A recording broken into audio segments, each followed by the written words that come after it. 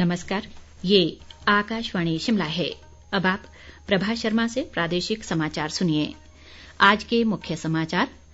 केंद्र सरकार ने खुदरा और थोक व्यापार को सूक्ष्म, लघु और मध्यम उद्यमों के दायरे में लाने का किया फैसला।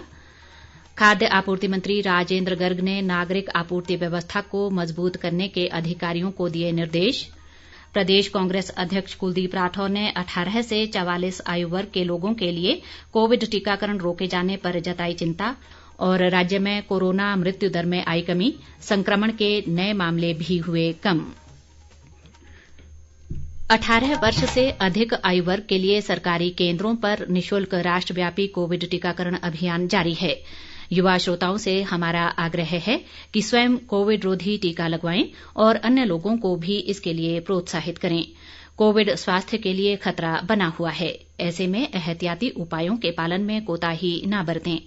जब तक जरूरी न हो घर से बाहर न निकलें और इन 3 आसान उपायों का पालन करें। मास्क लगाएं, 2 गज की सुरक्षित दूरी बनाए रखें, हाथ और मुंह साफ रखें। कोविड संबंधी जानकारी और मार्गदर्शन के लिए राष्ट्रीय हेल्पलाइन नंबर 0112397846 और 1075 पर संपर्क करें। अब समाचार विस्तार से। केंद्र सरकार ने खुदरा और थोक व्यापार को सूक्ष्म, लघु और मध्यम उद्यमों MSME के दायरे में लाने का फैसला किया है। सरकार ने खुदरा और थोक व्यापार को MSME के रूप में शामिल कर उन्हें भारतीय रिजर्व बैंक के दिशा निर्देशों के तहत प्राथमिकता वाले क्षेत्र में ऋण प्रदान करने के लिए संशोधित दिशा निर्देश जारी किए हैं। सूक्ष्म, लघु और मध्यम उद्यम केंद्रीय मंत्री नितिन गडकरी ने कहा है कि इस निर्णय से 2.5 करोड़ खुदरा और थोक व्यापारियों को लाभ पहुंचेगा। उन्होंने कहा कि सरकार MSME को मजबूती देने और उन्हें आर्थिक विकास का माध्यम बनाने के लिए प्रतिबद्ध है। इन संशोधित नियमों के तहत खुदरा और थोक व्यापारी अब उद्यम पंजीकरण पोर्टल पर पंजीकरण कर सकते हैं। खाद्य आपूर्ति मंत्री राजेंद्र गर्ग ने कहा है कि सार्वजनिक वितरण प्रणाली के तहत उत्पादों की गुणवत्ता से समझौता नहीं किया जाना चाहिए। आज शिमला में खाद्य आपूर्ति विभाग और निगम की समीक्षा बैठक की अध्यक्षता करते हुए उन्होंने अधिकारियों को नागरिक आपूर्ति व्यवस्था को मजबूत करने के निर्देश दिए। राजेंद्र गर्ग ने कहा कि परिचालन लागत को कम करने के लिए रणनीति तैयार की जानी चाहिए ताकि निगम लाभ अर्जित करने वाली संस्था बन सके।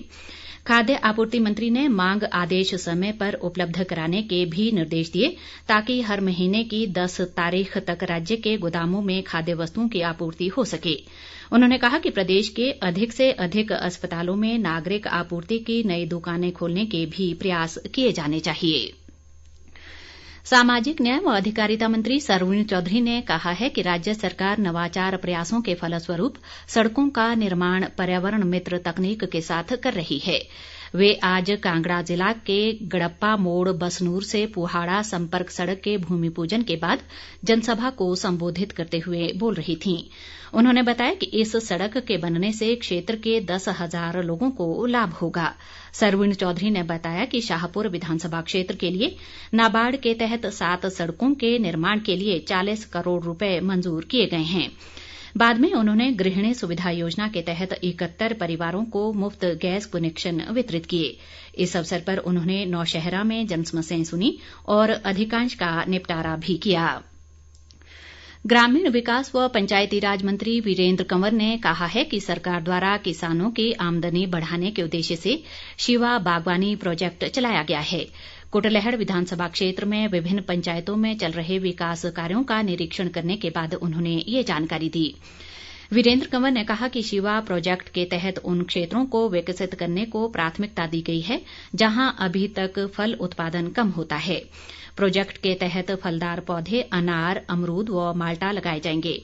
वीरेंद्र कंवर ने कहा कि जंगली जानवरों से प्रभावित क्षेत्रों को भी इस योजना के तहत बागवानी से जोड़कर किसानों को आर्थिक रूप से सक्षम बनाया जाएगा।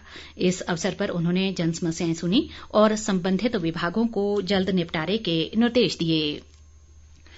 भाजपा के राष्ट्रीय अध्यक्ष जगत प्रकाश नड्डा 4 जुलाई से 3 दिवसीय दौरे पर हिमाचल आ रहे हैं। प्रदेश भाजपा महासचिव त्रिलोक जम्वाल ने बताया कि 4 जुलाई को वे बिलासपुर स्थित अपने निवास स्थान विजयपुर पहुंचेंगे, जबकि 5 जुलाई को मनाली में अटल टनल का निरीक्षण करेंगे। इसी दिन बाद दोपहर एक बैठक में भी हिस्सा लेंगे। 6 जुलाई को जगत प्रकाश नड्डा का दिल्ली वापस लौटने का कार्यक्रम है। प्रदेश कांग्रेस अध्यक्ष कुलदीप सिंह राठौर ने प्रदेश में 18 से 44 आयु वर्ग के लोगों के लिए टीकाकरण रोके जाने पर चिंता जताई है। शिमला से जारी एक बयान में उन्होंने कहा कि ये निर्णय न तो जनहित में है और न ही प्रदेश हित में। राठौर ने कहा कि राज्य सरकार वैक्सीन को लेकर काम कम जबकि अपने प्रचार पर अधिक खर्च कर रही है। उन्होंने सरकार से ग्रामीण क्षेत्रों के साथ साथ दूरदराज के क्षेत्रों में सभी लोगों का वैक्सीनेशन जल्द से जल्द पूरा करने की मांग की। राठौर ने ग्रामीण क्षेत्रों में स्वास्थ्य सेवाएं सुदृढ़ करने की आवश्यकता पर भी बल दिया। शिक्षा मंत्री गोविंद ठाकुर ने कहा है कि कोरोना संकट के दौरान प्रदेश सरकार ने तकनीक का भरपूर उपयोग कर वर्चुअल माध्यम से करोड़ों रुपए की विकास परियोजनाओं के शिलान्यास व उद्घाटन किए। उन्होंने कहा कि कर्फ्यू के दौरान विभिन्न निर्माण कार्यों की कागजी औपचारिकताएं पूरी की गई और स्थिति सामान्य होते ही विकास कार्य दोगुनी गति से चल रहे हैं। गोविंद ठाकुर ने कहा कि मनाली शहर व आसपास की पंचायतों को सड़क सुविधा से जोड़ने का कार्य जारी है। उन्होंने आज मनाली के रामबाग में स्वयं सहायता समूहों द्वारा लगाई गई प्रदर्शनी का अवलोकन भी किया। इस अवसर पर शिक्षा मंत्री ने कहा कि जिले के शरण गांव को हस्तशिल्प गांव के रूप में विकसित किया जा रहा है, जिससे पर्यटन को बढ़ावा और स्थानीय महिलाओं को रोजगार भी मिलेगा।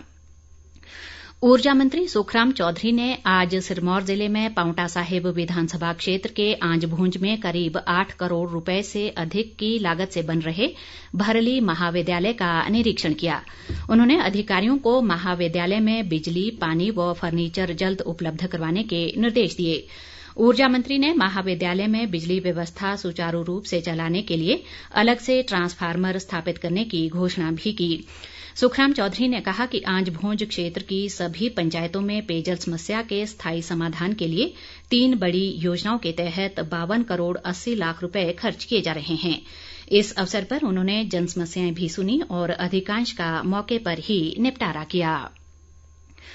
प्रदेश भाजपा व राज्य सरकार द्वारा सरकार की योजनाओं को आम लोगों तक पहुंचाने के लिए कुल्लू जिले के प्रभारी मंत्री लगाए गए जनजातीय विकास मंत्री रामलाल मारकंडा ने आज शाढ़ाबाई में जिला भाजपा नेताओं के साथ संगठनात्मक विषयों पर चर्चा की। इस दौरान उन्होंने संगठन के कार्यकर्ताओं को आगामी चुनाव को देखते हुए जरूरी दिशा निर्देश दिए।